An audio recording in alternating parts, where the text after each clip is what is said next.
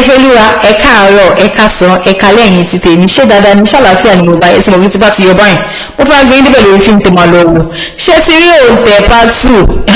Òǹtẹ̀ part 2 ti jáde ó ti padà jáde after 2 months fíìmù yẹn part 1 ẹ̀ mo ti sọ̀rọ̀ ń pa ẹ̀ láti bí 2 months ago òun ni fíìmù yẹn ti jáde at last wọ́n ti bá release part 2 ẹ̀ tó wá release part 2 nísìn ẹ̀ jẹ́ kí fíìmù yẹn kó tó parí sí part 2 kí ló dé ṣé inú fẹsẹ̀ ayé di kọ́lé ṣó ni kọ́lé ṣó ọ̀pọ̀ tó báyìí ṣé oṣù mẹ́fà lára fẹ́ fi wo fíìmù kọ̀ọ̀kan tó yẹ̀ṣẹ̀ mọ̀ ọkọ̀ tó ṣẹlẹ̀ ni ẹ wá mú fíìmù ẹ wá ń fà ẹyin tí tèmi tẹ́ẹ̀bà wọn sí nǹkan tó ṣẹlẹ̀ nínú Òǹtẹ̀ stamp fíìmù ẹ̀mọ̀ kí mo sọ pé téèyàn bá máa gbalé kéèyàn ṣọ́ra kéèyàn gbàgbà tó bí pé máa gbalé àwọn tó ń gbalé tẹ́ pé ilé àwọn màámi òun ilé tọ́lọ́gbàdé pé èèyàn méjì wọn lè bọ́ta papọ̀ wọn lè bá níbọ̀ ṣeré tó bá ń sùn gan mọ́ máa lálàkàlà ẹ ti wọn sí fíìmù yẹn ẹ̀yin tẹ́ báyìí ti wò ẹ lọ sórí YouTube kẹ́ lọ wo part 1 kẹ́dẹ̀ wo part 2 so that ẹ lè understand nǹkan tí mo sọ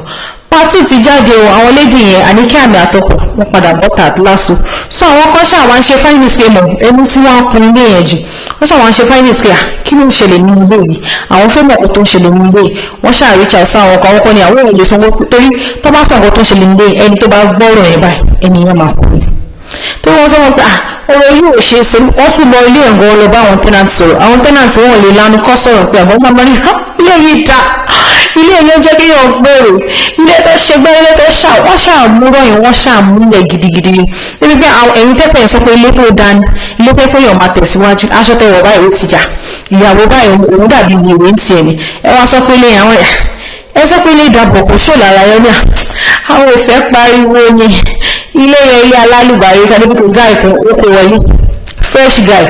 pàtó máa tó kó wọlé báyìí ọ̀sẹ̀ tó máa wọlé báyìí ẹ̀wù àwọn máa ní wọ́n visit ẹ̀ nínú ilé ni níbi pé wọ́n ti ń fún lẹ́kọ̀ọ́ àtàkàrà jẹ ẹ ti mọ̀ràn báyìí ti fi hàn lẹ́kọ̀ọ́ àtàkàrà jẹ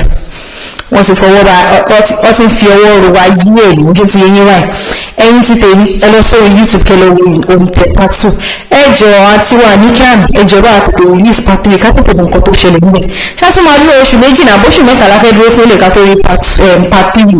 ẹ báyìí kí fíìmù máa pẹ́ báyìí máa jẹ́ káwọn èèyàn lost interest nínú fíìmù ẹ jọ ẹ bá release part 3 ká tètè mọ nǹkan tó ṣẹlẹ̀ ó sì pẹ́ jù wọ́n ní pé ó bá pẹ́ lára ọ̀ṣẹ́ ó máa di ẹṣẹ́ ẹ jọ ẹ bá release part 3 ká mọ nǹkan tó ṣẹlẹ̀ cause àwa àti ọ̀nà fún wa ti ṣe aláfẹ́wọ́ nǹkan tó ṣe abẹ́mọ̀ nǹkan tó ṣe abẹ́mọ̀ the end movie because àwọn people wọ́n gbọ́dọ̀ jìyà àti grandma àtọmọ wọ́n gbọ́dọ̀ jìyà ẹ̀yin sì tẹ̀lé ẹ lọ sórí YouTube kẹ́ lọ wo Òǹtẹ̀ 1 and 2 ẹ̀yin tẹ̀ báyìí sì wo 1 ẹ lọ sórí YouTube kẹ́ lọ wo 1 kẹ́dẹ̀ wo 2 papọ̀ ẹ yóò enjoy but nísìnyí andrew de part 3 tó bá ti jáde náà ẹ̀yin náà mọ̀ náà máa sáyé wa sọ fún yín pé Òǹtẹ̀ part 3 ti jáde but báyìí kò ti jáde a sì máa ríra lọ́jọ́ mi ó dìgbà.